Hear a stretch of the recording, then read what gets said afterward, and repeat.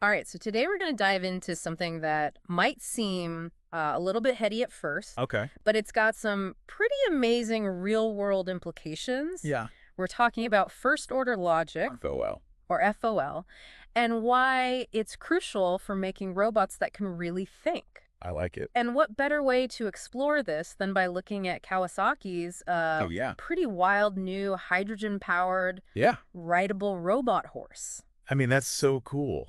Right. Talk about innovation. Yeah. So what we're going to try and do is understand why this kind of formal logic system, like FOL, Yeah. is probably a big deal in Yeah. building a machine this advanced. Totally. We'll look at why FOL is important on like a fundamental level, Okay. and then how it might apply specifically to what Kawasaki's cooked up. I'm excited. Yeah. So, I mean, it's fascinating how robots are moving beyond just pre-programmed actions, right? Absolutely. Like now we're talking about machines that can actually reason Yeah. and adapt to their environment. It's like a whole other level.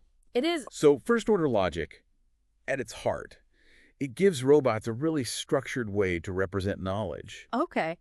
and then make inferences from that knowledge. So you can kind of think of it as equipping robots with a formal language that lets them understand the world Okay. and make decisions based on logic. So not just reacting, but actually reasoning. Exactly. Okay, so let's bring in the Kawasaki robot horse here. Okay. I mean, this thing is balancing. Right. It's navigating tricky terrain. It's reacting to its It's environment. that AI packed in there. It does. Yeah. So how does FOL actually fit into this whole picture of intelligent behavior? Okay, so let's think about the balancing part. Okay. It's not just about having sensors. Right. It probably uses logical rules, like you could represent the idea of Right. the center of gravity is too far forward Yeah. in FOL, Uh-huh. and then have a rule that says something like, if center of gravity forward, then adjust rear leg position, Okay. and that way the robot can reason about its physical state Right. and actually take action to correct itself. I'm starting to get it. So it's like if this, then that, Exactly. but in a really sophisticated way. Yeah. Okay, now what about those legs? Oh, yeah. They move independently. They're amazing. And it's all inspired by like wolves and panthers. Just bio-inspired design. It is. Yeah. That kind of movement that's got to require some serious logical firepower, right? Oh, absolutely. Like, just imagine figuring out where to put each leg on uneven ground. Yeah. So with FOL, you can make rules like if obstacle detected ahead front left leg, then lift front left leg higher. So it's about defining those cause and effect relationships Exactly. that make the robot's movement so adaptable. Yeah. Now, it's not just about moving around, though. You've got those adjustable stirrups and the whole rider comfort thing. Right. Could FOL play a role in personalizing that experience? For sure. That's where you might have logic defining different modes of operation. Like if rider is standing, then increase suspension damping. So FOL can set the conditions for how the robot changes its behavior Yes. to fit different riding styles. Based on what the rider's doing. That's pretty slick. Huh. Okay, and then you've got the heads-up display, Yeah. giving the rider real-time feedback. Mhm. So how does FOL help in processing and showing that info?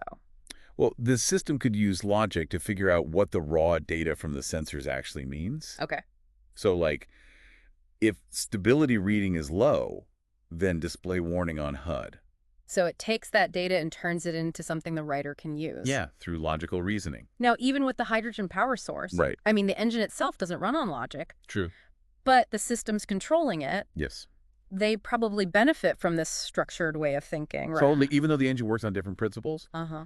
optimizing power delivery based on the terrain and what the robot's doing, Yeah. that likely involves some logical rules to make sure it's efficient and responsive. So basically, all these advanced things this robot horse can do, they're pointing to the fact that first-order logic, If it was. even though it's kind of an abstract concept, Yeah. it's probably a key ingredient in how it's so intelligent. Right. FOL provides that framework for Yeah. representing knowledge Okay. and enabling the robot to reason and interact with the world in a way that's just so sophisticated. It's mind-blowing when you think about it. It is. So we've had a really fascinating look Yeah. at what's likely going on inside this incredible machine. Yeah. Now, for all of you listening out there, Yeah. think about this. Okay.